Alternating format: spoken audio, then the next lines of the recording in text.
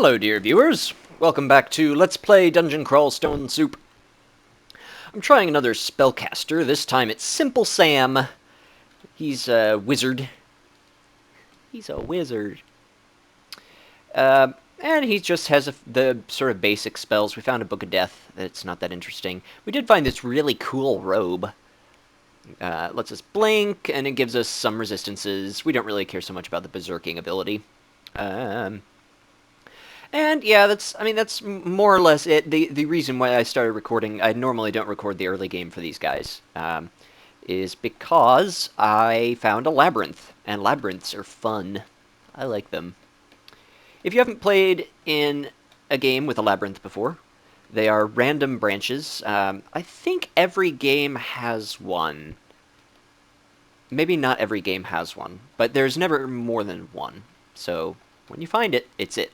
It is one of the timed branches, so you have to try and find it before the timer runs out.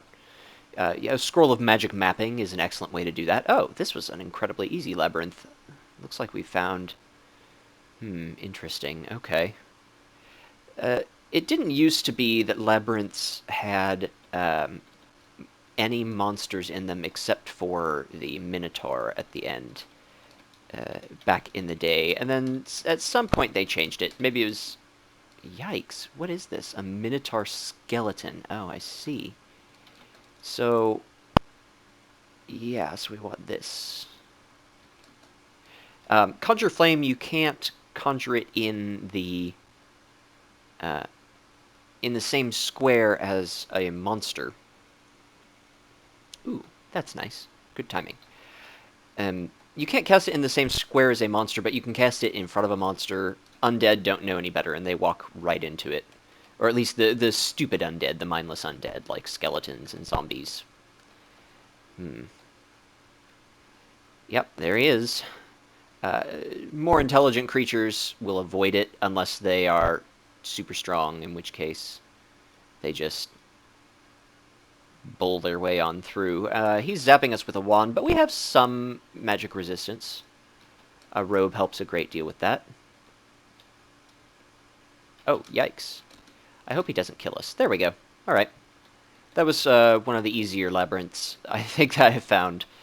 I almost wish it had been longer and more elaborate so I could have mused about them, but no matter. Shiny helmet sounds good. Pair of gloves, sure. Wand. Rods are interesting, and I highly doubt that we will use this runed scale mail ever. We could, let's see, let's just try it on here. Yeah, it's not really worth our time. What is this rod? Rod of Destruction? I don't know that we really want to use evocations, but there's no reason not to take it with us, I guess. What is this spear? I guess that's fine. It's not exciting. We'll leave it here. You can't revisit a labyrinth once you leave. You've left. So I wanted to make sure we picked up some relevant stuff. Oh no, we're not wearing our robe. Oh dear.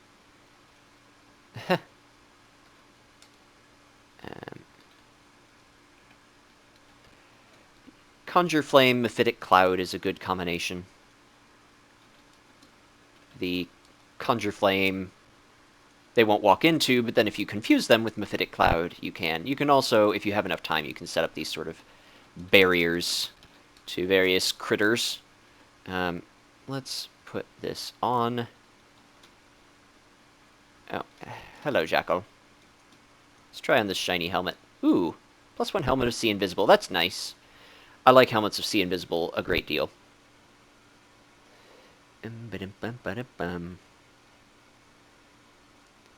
Let's see, what can we... There we go. That took care of it. And we don't know what that does yet. Or this. We will establish our stash soon. Book of Frost, that's a little disappointing. I want to go fire on this character.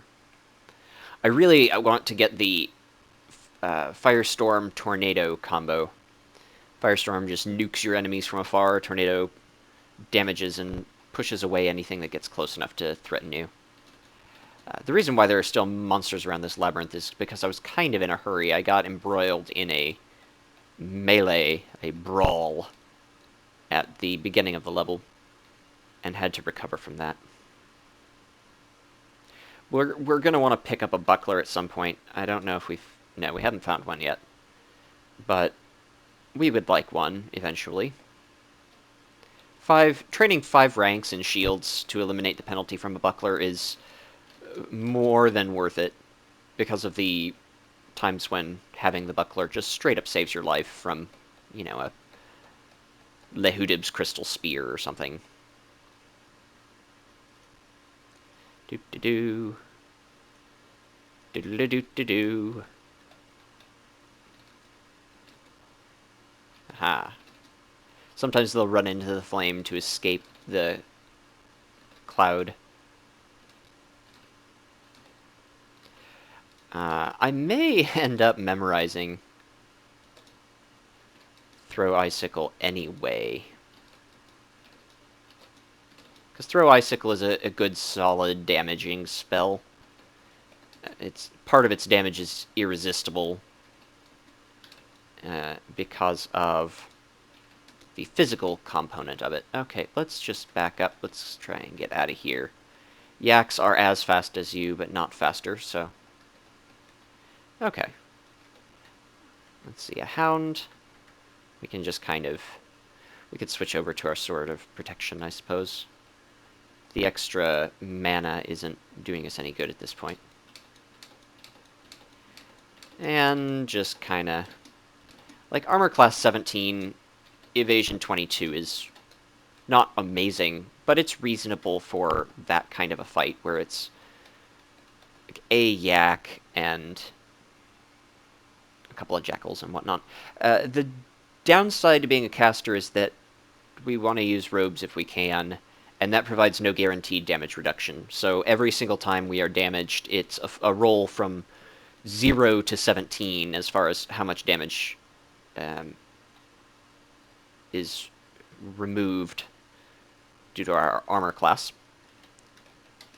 Whereas with even leather armor, there's I think a 20% guaranteed damage reduction. So you would, if your armor class is 20 with leather armor, you would have a guarantee of at least 4 damage being reduced, roughly,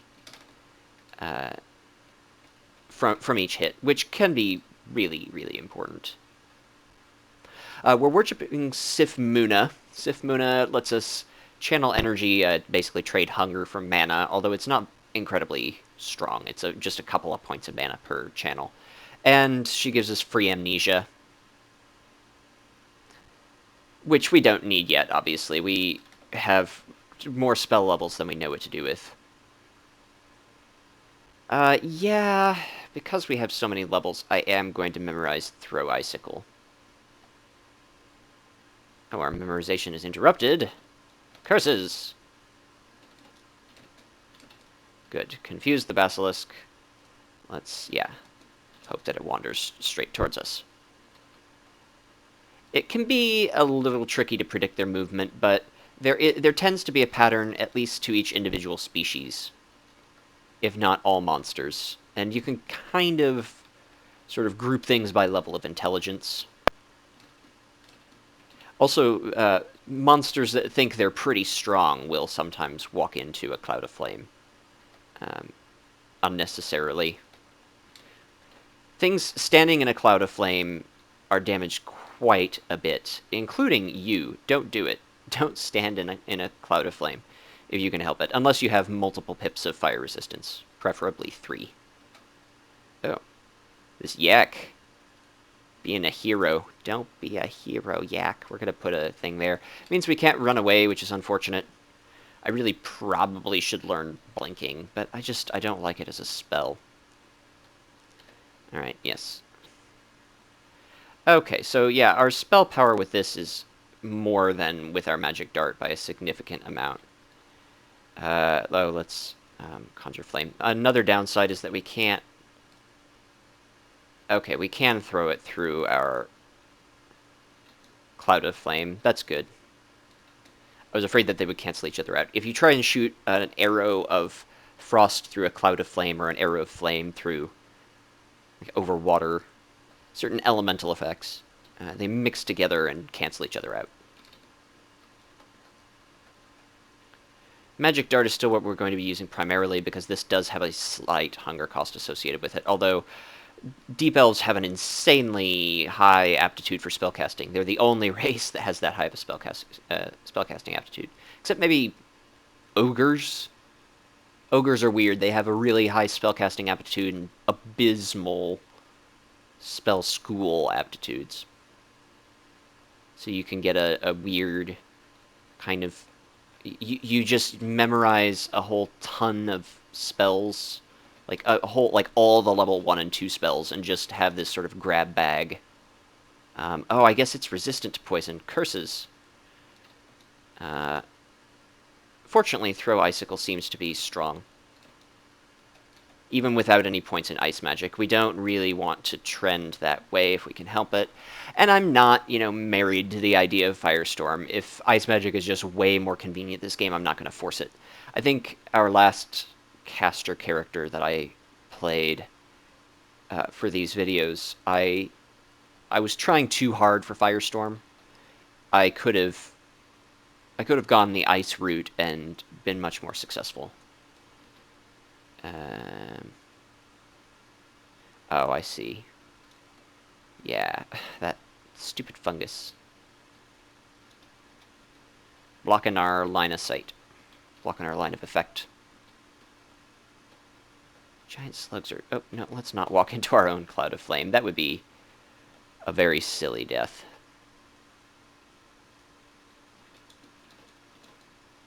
Oh, dear. Well, fortunately, these things are much slower than we are. Bum-ba-bum.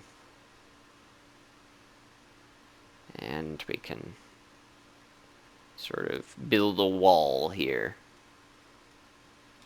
And then just zap. We could probably really just throw icicle things at this point. One thing we do not have, unfortunately, is poison resistance. The reason why I can tell that with just a shorthand is if poisonous corpses are still poisonous, you don't have poison resistance. If you do, they become edible, although not always clean corpses. They're often contaminated. Hippogriff, Hippogriff. Hello, Mr. Hippogriff.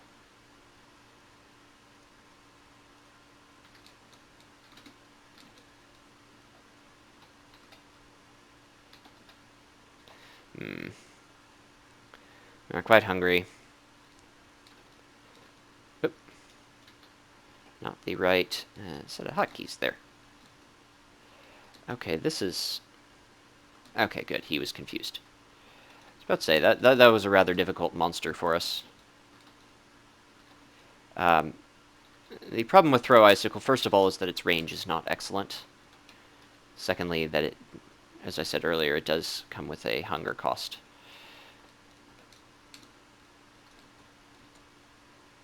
Also, it requires 4 mana per use, which is quite a bit of mana. Probably worth it by and large.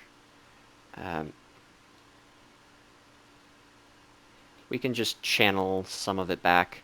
This is actually a reasonably dangerous situation. Huh. Oh, here we go. Let's try this Wand of Confusion. It resists, but not with any... There we go. That gives us a turn to move back. Put a Cloud of Flame there. Get a Mephitic Cloud. Oh, that wasn't the Mephitic Cloud buttons, but that worked just as well. And we can just sort of retreat here until we get to a haven such as this down staircase.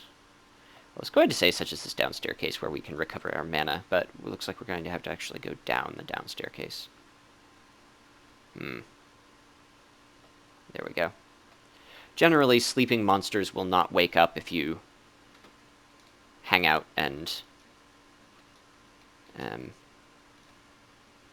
if you hang out with them in restful slumber nearby without being in line of sight. Huh.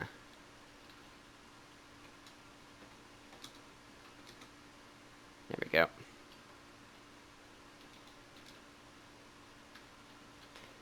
Da da da da da.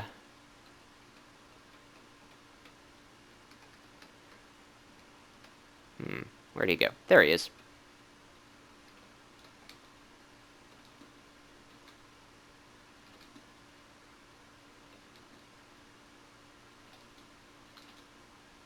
Cool. I like the decision to memorize throw icicle. I think that's going to make this layer doable. I was really concerned about not having any offensive spells aside from magic dart. That is the biggest weakness of the wizard background, is that the spellbook, it's a book of minor magic, doesn't contain anything that's particularly strong in its own right. It contains a lot of useful spells, for sure. But if you run into some stuff early that's resistant to poison, Mephitic Cloud doesn't really cut it, and if those things happen to be on a level without any choke points, then Conjure Flame doesn't cut it either, and you just die if you haven't found another spellbook. It's a real shame. But, that's in the part of the game where you really can't blame yourself for that. It's, it's reasonable to die. I would say really any time up to and including about halfway through the layer. If you can get through the first level or two of the layer without too much difficulty, you should be able to clear the rest of the layer without too much difficulty. Or at least the rest of layer 1 through 7. I have grown overconfident lately with layer 8. I think I got used to my melee characters that really could just bash their way through anything that showed up on layer 8, including Death Yaks, which it wasn't even Death Yaks that took my last layer caster down. It was some Spriggans. Cursed Spriggans. I believe those were the Yaks, the remnants of that pack from earlier, and not the beginning of a new pack. Otherwise, I would not be so cavalier with exploring right afterwards. Yum, porcupine. My favorite dish. The downside to Deep Elves, aside from their quite bad combat aptitudes with most weapons, yeah, -2, -3, -3, you can use staves and short blades without any penalty, and long blades aren't the worst. It's the same as many races for their melee stuff. Deep Elves have fantastic spellcasting aptitudes, just all across the board. They're above average, except for air magic, I guess. If you want to do air magic that badly, you can play a Tengu, which are similar to Dark Elves, or to Deep Elves in many ways. They also have a bonus of dodging, which is nice. They make good evokers, too, if you want to do a sort of a Nemelex build. One of these days, I'm going to record a Nemelex video. I really want to.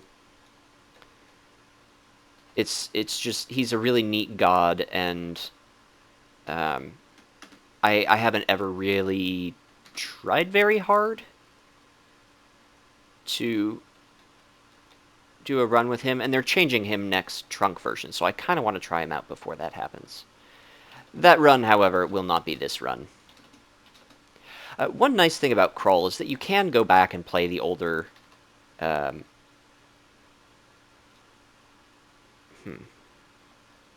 Oh, I see. You can go back and play the older trunk versions. I think there are mirror sites where you can download them and whatnot, which is really cool, I think. I mean, why not? But I do like to check out I do like to get the new trunks whenever I can. I think it keeps the game fresh, and I know that I can win 0.13, and I know that I can win 0.14.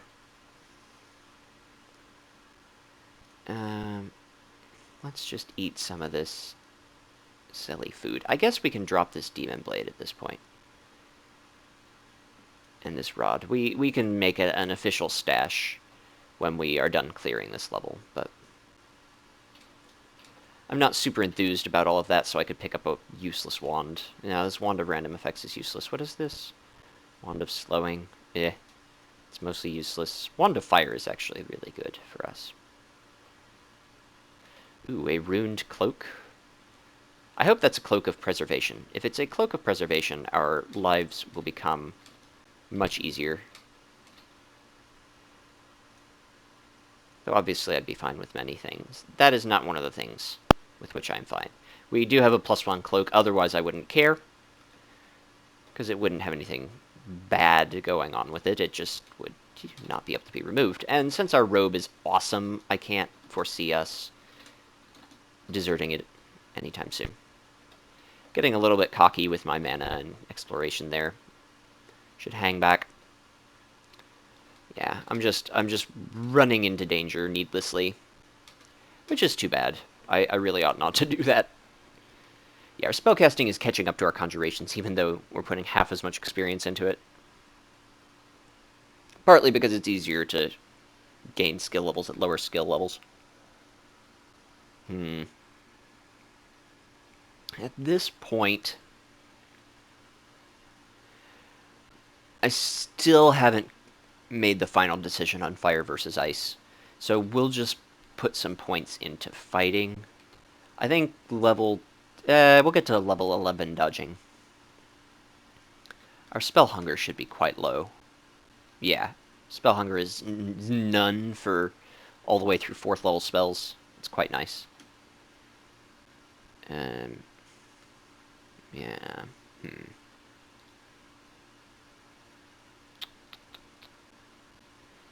Yeah, if we had acquired a book with, we didn't use a scroll of acquirement. If we had found a book with better ice spells, we would consider using it. I think we may be past the point. Whoa, no, that's a big boost. I was about to say, we may be past the point where this Staff of Power is providing a benefit, but 17 mana is still very relevant to us at this point. Using Magic Dart to pull it within range of our Throw Icicle. Yes, ignore it. That's fine. Do.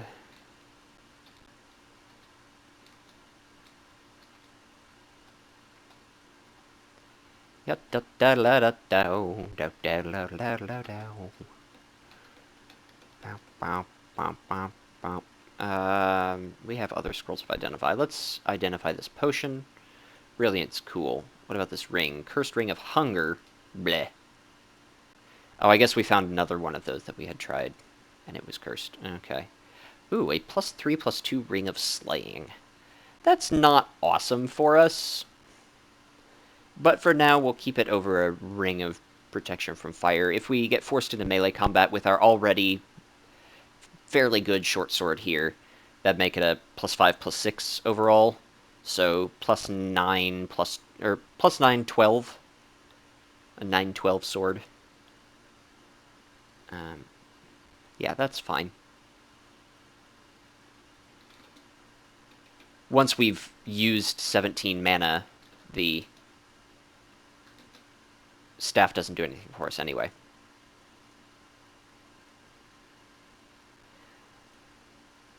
Writhe in the fumes and flames. Mephitic Cloud, I don't know if... I think it might do... I don't think it actually does any damage on its own. Or if it does, it's very little. But it's excellent on groups of monsters because when they are confused, they will wander into and attack things that are next to them. Especially if there are lots of them, it'll do a decent amount of your work for you. This is one of the more dangerous levels just because... yeah, Throw Icicle's doing a lot of damage. There aren't really any choke points, but we survived it alright. Some of the layer is pretty wide open. This level being such an example. Okay, we're going to go to our... the exit of the layer here. Because I think, I'm not positive, but I think that staircase is the, yeah. Blat.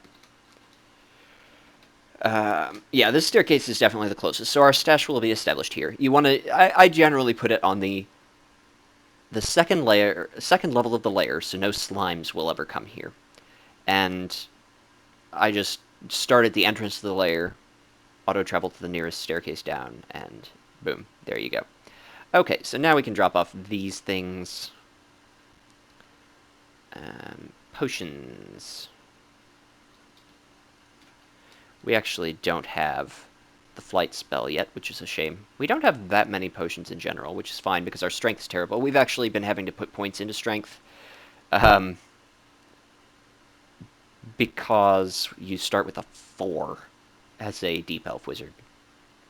And that's, you just don't have the carrying capacity to do anything with that.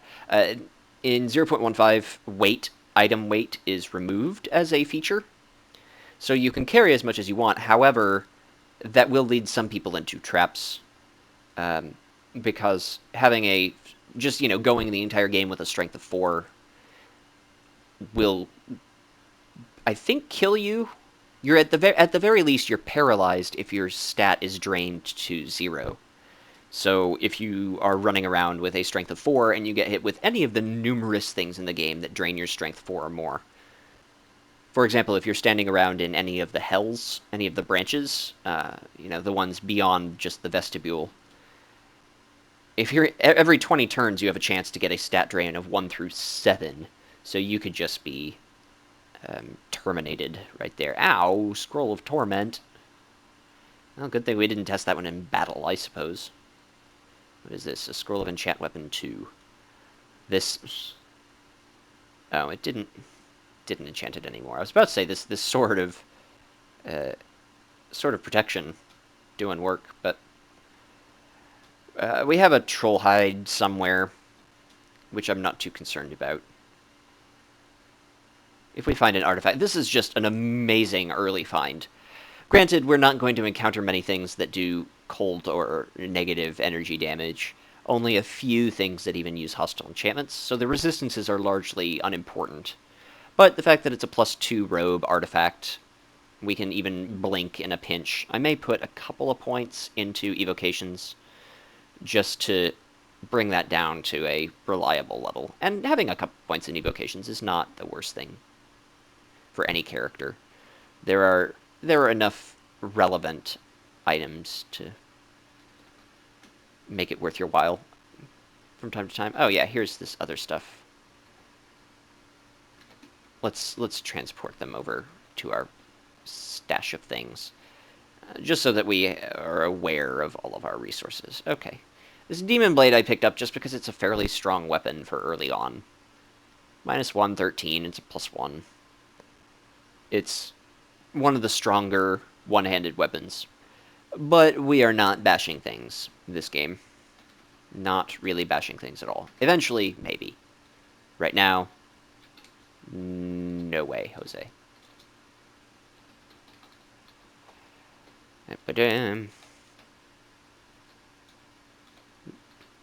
Hello, Spiny Frogs. Spiny Frogs are really dangerous. They have a very strong venom. If you are a melee character, their spines hurt you when you do damage to them.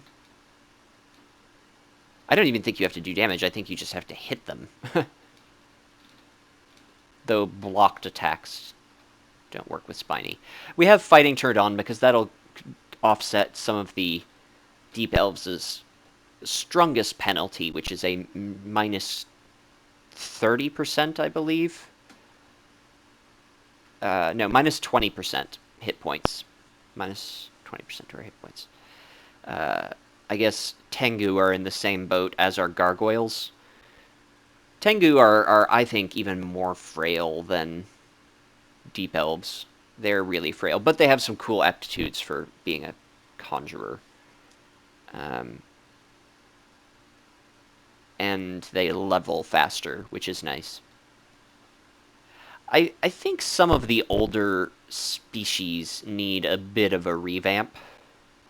I don't think that any of them are like really need a revamp. I think by and large they're fine, but compared to some of the new ones, like Felid and Octopode are relatively new, and they're extremely hard to play with their unique disadvantages. However, they also get some awesome advantages. So they're, I think that they are fairly balanced, and they're excellent for challenge runs if want to make the game even harder than it already is for whatever reason. Oh, I guess I don't really want to just test amulets, like test wear amulets, because it could be an amulet of faith, but that would help with god gifts for a while. Yeah, we can put that on. Okay, it's not an amulet of faith. That's fine then. Yikes! That was rude. All these blink frogs all of a sudden? Man, this is a very dangerous situation, dear viewers. And very little of the level is explored. I'm going to sort of try and run away here. Yeah, at least get to the point where I can't be entirely surrounded. Let's single out one, and yeah, these are just wow. Okay, that was a tough situation, but we prevailed. It was good that we decided to run away there, I think. Very good indeed, and I don't mind stair dancing these, just one at a time, pulling them up. Oop. Didn't mean to press X and E. I meant to press another combination of keys. Let's go ahead and see if he'll confuse. Yeah.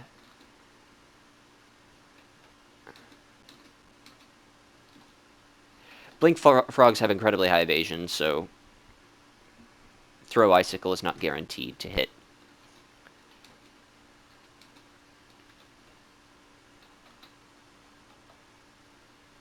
I also haven't completely made up my mind that I want to go air instead of earth. We do have a better aptitude for earth, which is a point in its favor. Shatter is not as strong as Tornado, but it's still very good in many interesting circumstances. And Lehudib's Crystal Spear is a nice one to be able to cast. It's the highest single target damage spell in the game. Or at least it used to be. I would assume that it still is. We can just magic dart these guys down. Pretty soon this will... Oh yeah, it already does have enough spell power. When it's 2 pips higher than magic dart, I go ahead and assume that 4 magic darts is not as strong as a throw icicle, and so I should never use magic dart if I am given the option. Unless it's maybe like a tiny bit. The nice thing about magic dart is that it always hits. So if you're fighting something with high evasion and low armor class, you stand to do a decent amount of damage to it. If they have high armor class, don't bother. If you're fighting like an orc warrior or something, that helmet, it's not ruined. We won't even bother. Even if it's a +2 helmet, it's not as good as being able to see invisible. Although see invisible is not really necessary in the lair. In the lair proper. It can be quite relevant in the branches to either side, or that stem from the lair. I'm thinking of ghost moths in the spider's nest. Any number of... What is this? Oh, yes, that was the cursed cloak. Any number of beasties in the shoals, since there tend to be spellcasters down there. Not sure about the swamps. I think that there are probably some invisible going things there, vapors and such, though nothing too terribly dangerous. But before we go any further in the dungeon, we would really want a source of see invisible. Try and confuse these. Oh, nope. Oh dear, this is a lot of vampire mosquitoes. This is more vampire mosquitoes than I am prepared to deal with. Though I will try and get some pot shots off before I teleport. Bam. Nice. Strength 7 is still not really good enough. And, I mean, we're already at 24 intelligence. We started at, gosh, 22, I think. We've gained a couple of points. Yeah, I want... Ow! That hurt. That was certainly worth drinking a potion of heal wounds here. Okay. It was an unnecessary potion of heal wounds, but...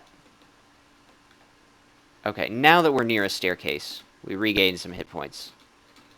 We can... Oh, probably should have regained mana first, but... Take out that guy at least. Pop back down. We were there long enough that they dropped their guard. Not super enthused to see a spiny frog upon my return, but what can you do? Oh, we found a ring. Blep, ring of ice. Huh, well, that does boost our throw icicle further. Not sure what the spell power boost is, but it's relatively high. Good. One of them was confused, so it didn't know we were there, so we got to pull one up for free. Oh, there it is. Hello. If a corpse is in that sort of orangey red, it means that it will rot you if you eat it. So don't eat it, dear viewers. Swamp. That would make sense why there were a ton of vampire mosquitoes. Normally they come in packs of, I don't know, 3. I think trios are the standard for... Oh, let's get out of the water. The fish can come to us. Well, maybe not. Maybe it won't.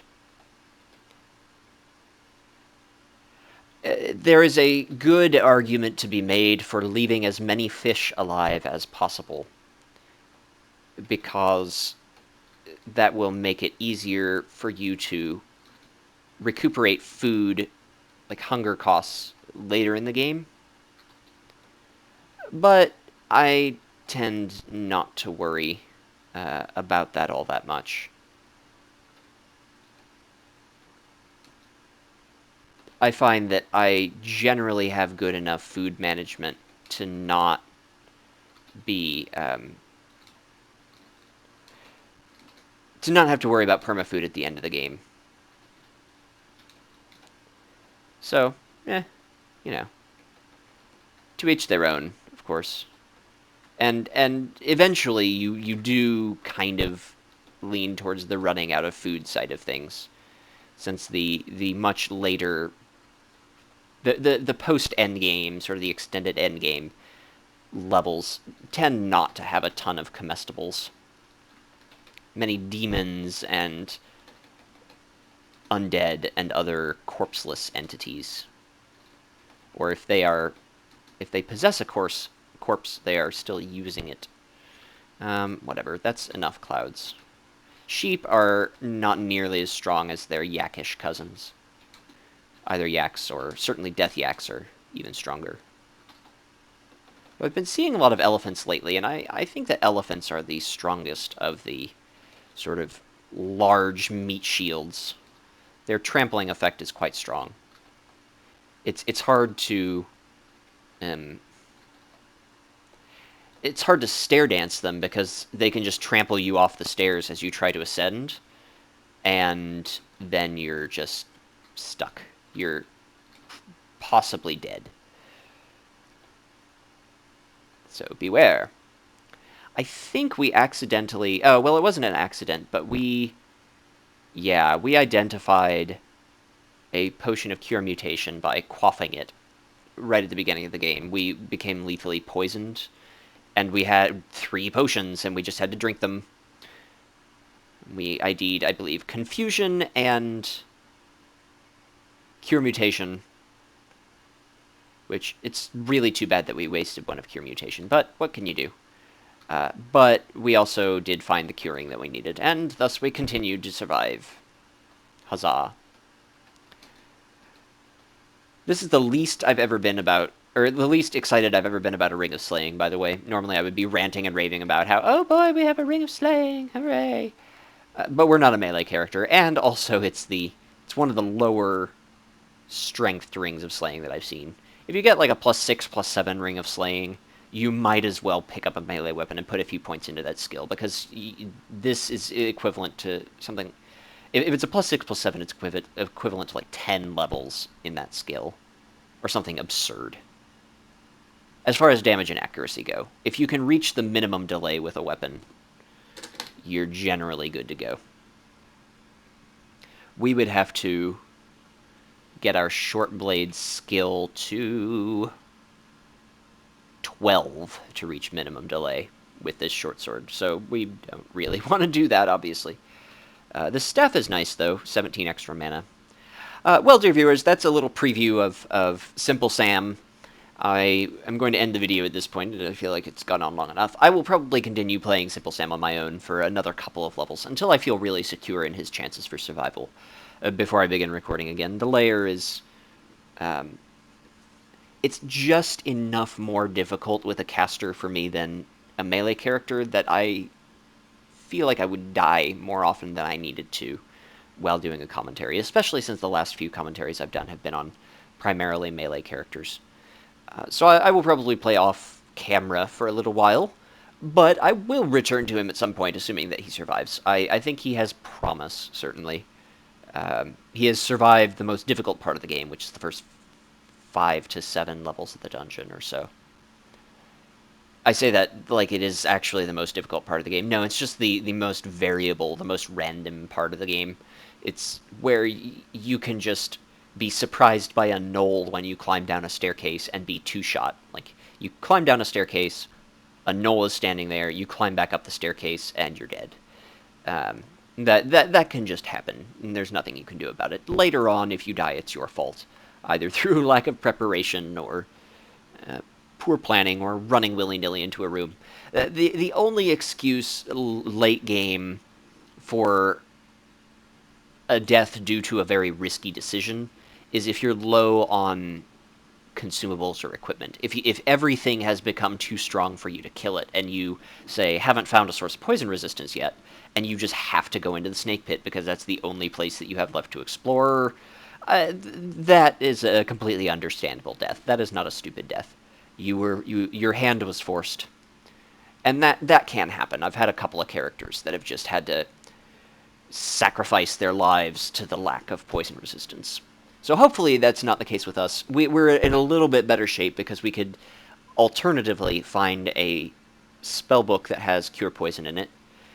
We could alternatively find, I don't know, a spellbook with Deflect Missiles in it. That would also serve an excellent purpose. Anyway, I will stop rambling now since I'm not moving around in the game and you're probably getting bored. Thanks for watching, dear viewers, and I'll see you next time.